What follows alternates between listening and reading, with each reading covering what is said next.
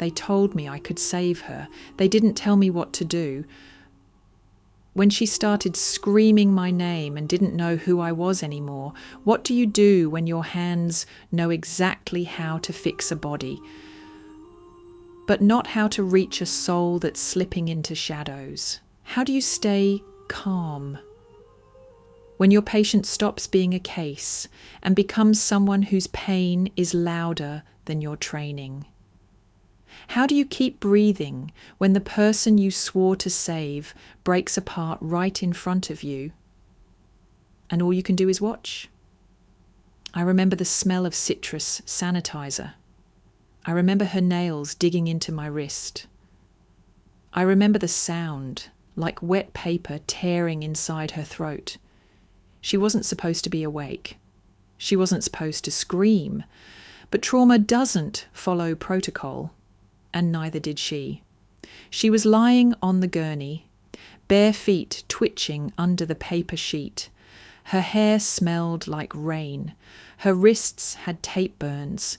She kept repeating the same sentence. "It's not my blood.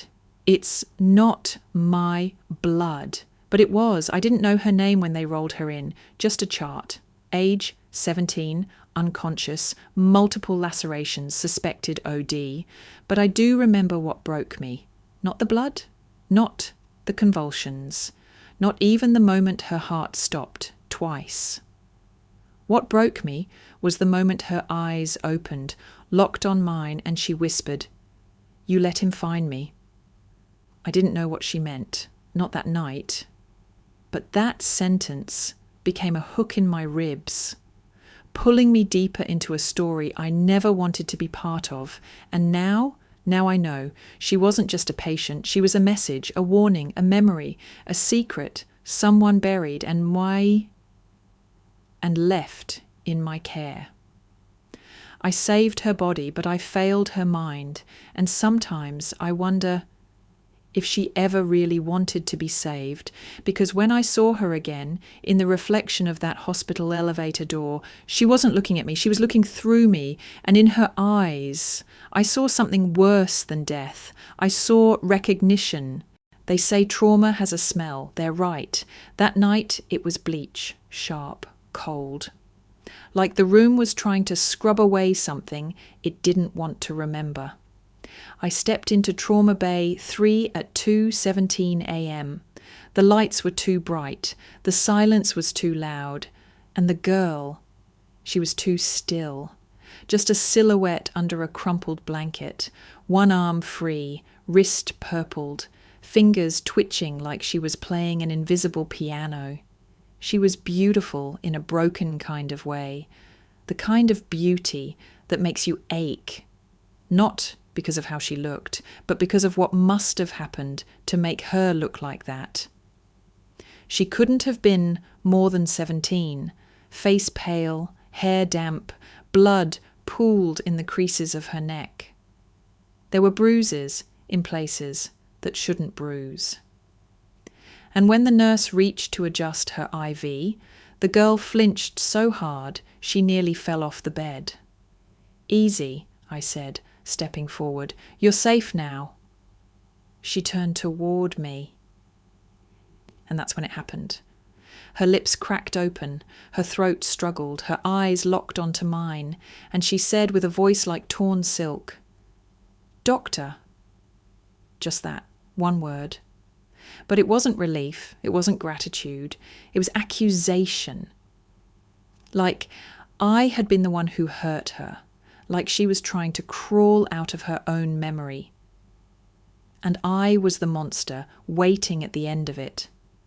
I told myself it was the drugs, the confusion, the trauma. It didn't mean anything, but then she said it again, louder, "Doctor." And this time, she didn't blink. We stabilized her vitals. She coded once, came back, no visitors, no ID, no one called. It was like someone dumped her at our doorstep and vanished. They do that sometimes. Girls like her, they disappear before they're found. And even when we pull them back, they're still halfway gone. I checked her chart again that morning. Still no name, just a number. But something didn't sit right. The lacerations were old, some were healing, some were fresh. Someone wasn't trying to kill her, they were trying to keep her alive, in pieces. And that was somehow worse. I asked the nurses to run tox screens. Nothing came up, no opiates, no sedatives, no street drugs. She hadn't OD'd. Whatever broke her wasn't chemical. It was something else, something deeper, older, personal. The second night I stayed late. I told myself I was just following up on her case, making sure the dressings held. But really, I wanted to see her open her eyes again. She did, and when she did, she looked right at me and whispered, "It's not my blood." I froze, because it was. Her hands were soaked in it, her gown, even the inside of her mouth. So whose blood was she trying to forget? I sat by her bed, not as a doctor, just as someone trying to be human. I didn't ask her anything, just listened to the machine's hum and the heater buzz near her toes. The lights flickered. She reached for my hand. It was the first time she touched me without flinching, but her grip wasn't asking for help. It was holding me still, like she didn't want me to move until she finished what she came to say. And then she began to mumble. Words, disconnected, familiar and foreign all at once. The blue door, basement, it was cold. He said not to scream. I knew what I was hearing, a fragment of a memory that refused to stay buried. I leaned closer. "He wears gloves now," she whispered, "so the bruises don't show." I think my heart stopped, not from fear, but from knowing. In that moment, this wasn't just a rescue. It was a retrieval. We hadn't saved her. We'd pulled her from a place she was never supposed to leave. She didn't say anything else that night, just turned her face to the wall and cried without sound. And I sat there, watching her break again, piece by piece, quietly, completely, right in front of me. There's something no textbook teaches you about watching someone unravel. It's not the screaming or the blood, it's the stillness. That eerie calm after all the fighting stops. When they've run out of panic and start to accept the pain as normal. That's when you realize you're not treating an injury. You're standing inside a life that's been burning for a very long time. And you've just now smelled the smoke. I've seen plenty of patients come in with no name, no ID, no one to call, but this was different. She didn't just lack an identity. It was like someone had gone out of their way to delete it. That morning, I opened the hospital database just to check, see if maybe something new had populated overnight. Anything, a match, a warrant, a runaway alert, a missing person. Nothing, just that same hollow line.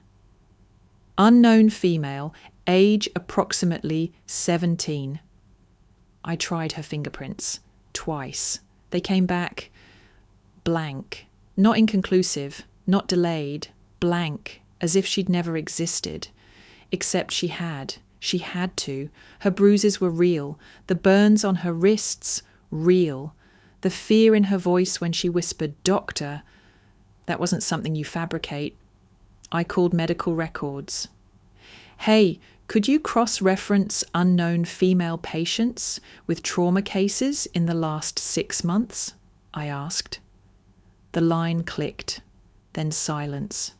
Finally, the woman on the other end said, "You sure you have the right case number?" "I'm looking right at her," I replied. "I'm sure." She hesitated.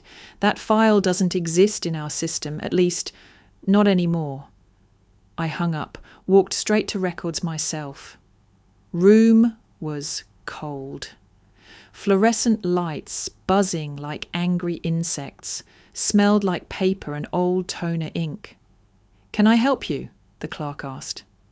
I need access to the temporary intake logs, I said, showed her the timestamp, the exact bay she'd been brought into. She scrolled again, stopped. There's a missing entry here, she said, frowning. Bay 3 is blank for that night. My heart knocked against my ribs. I was there, I whispered. I saw her. I treated her. But the record was gone. Like someone had opened a vein in the system and drained it dry. I went back to her room. She was awake, blankets pulled up to her collarbone, staring at the ceiling, like she was trying to make herself disappear into it. I pulled up a chair. Saturday. It's me again, I said gently. No reaction, just slow, shallow breathing. I hesitated, then asked, Do you know your name? Her lip twitched. Barely. And then, barely audible, she whispered, They made me forget it. I blinked.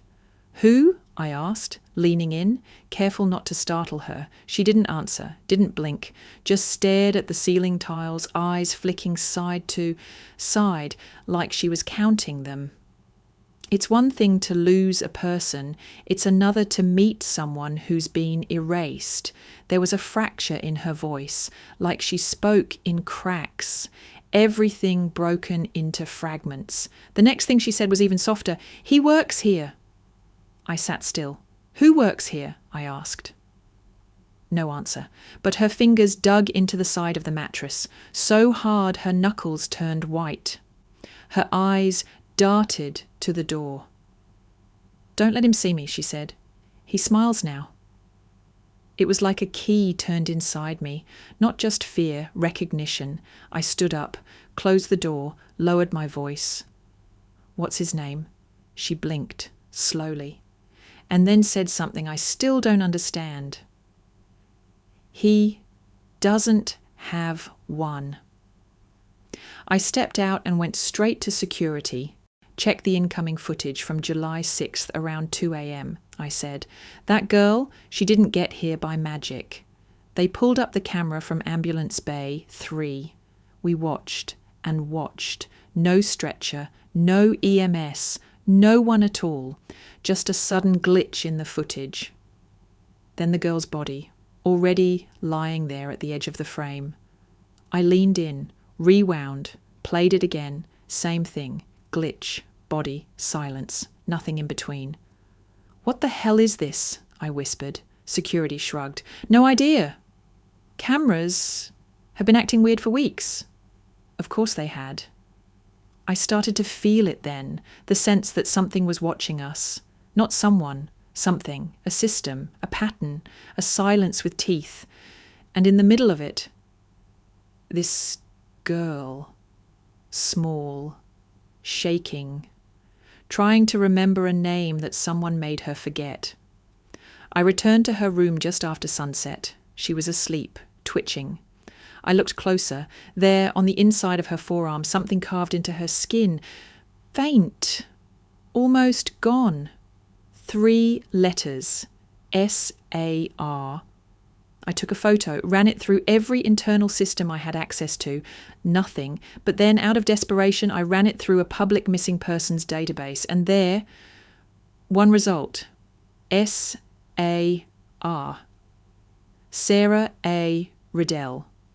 Missing since 2019. Age at disappearance, 13. Last seen near an old state-run residential program. Shut down due to misconduct. Record sealed, but I had enough to start pulling threads. If this was her, if she was Sarah, she'd been missing for 4 years. 4 years, and now she shows up in my ER with no file, no family, and no one trying to find her. That's not an accident, that's a burial. I printed everything I could. Names, maps, photos. I didn't know who was watching. But I knew someone was, and I knew they'd come back for her, because people who work this hard to erase the truth don't like it when the truth survives. They say fear can live in silence, but sometimes it shows up loud. like a shadow moving just outside your vision, like a chill crawling beneath your skin. That night, when I walked into her room, I felt it. Not just the sterile hospital chill, not the usual hum of machines, something darker. She was sitting up in bed, eyes wide, staring at the far corner, but it wasn't the bed frame or the curtain rod she was watching. It was him. The first time I saw him, I thought it was my imagination, maybe stress, maybe exhaustion. He was tall, thin, his face hidden in shadow, but the smile, a smile that didn't reach his eyes. He was there before I was, waiting, watching. I swallowed hard, cleared my throat. "Who's there?" I asked. No answer, only the faint sound of a door clicking somewhere deep in the hospital. I looked at her. She was trembling, more than usual. "Do you see him too?" I whispered. Her eyes flicked toward me and then back to the shadow. "He's always here," she said, "before you, before everyone." I wanted to ask more, wanted to understand. But the door creaked open. A nurse stepped in, her smile quick and forced. "Time for meds." The shadow vanished like smoke. I stayed late again, alone this time. I watched that corner, waiting, minutes stretched. Then, there, a flicker, a movement, not human, not light, something wrong. I blinked, rubbing my eyes, and suddenly the room felt colder. I'm not proud of what I did next. I took my phone out, set the camera to video, focused on the corner. What I recorded wasn't a ghost or a hallucination. It was something else entirely. A man in a dark coat, face blurred, like static on a broken TV. He didn't move much, just watched me. I showed the video to security. They watched, then looked away. "No footage like this on our cameras," one said. "Must be a glitch or trick of the light." I didn't believe them because I felt it, like eyes burning into my back, like footsteps that followed when no one was there. She started refusing medication, refusing food. Her grip on reality slipped more each day. And every time I entered, she'd glance at that corner, whisper warnings. "He's coming. He knows you're close. Don't trust him." I wanted to protect her, but I felt powerless, like I was caught in a spider's web, spun by someone who didn't want this story told. One night, I found her trying to sneak out, door halfway open. She was dressed in a hospital gown and sneakers, eyes wild. "Where are you going?" I asked, voice firm. "Away from him," she said. "Is he? He's in the hall, waiting." I grabbed her arm, but she pulled away, hard. The sound of footsteps echoed down the corridor, heavy, deliberate. I looked over my shoulder. Nothing. But I felt it, like the dark followed us back to her room. I locked the door, checked the windows, made sure the nurses knew. But the fear stayed. It was in the air, in the walls, in her whispered words, and in me. I don't know what he wants or who he is. But I know this. He wasn't here for her. He was here for me, for the truth I was close to uncovering, for the secrets someone buried under layers of silence. And next time I looked in that room, she wasn't alone. Every building has a heartbeat, hospitals especially. Machines beep, doors slam, whispers echo through the halls. But there's a deeper pulse, a hidden rhythm you don't notice, until you find the door that's never supposed to open. It was on the third night after she whispered about the man.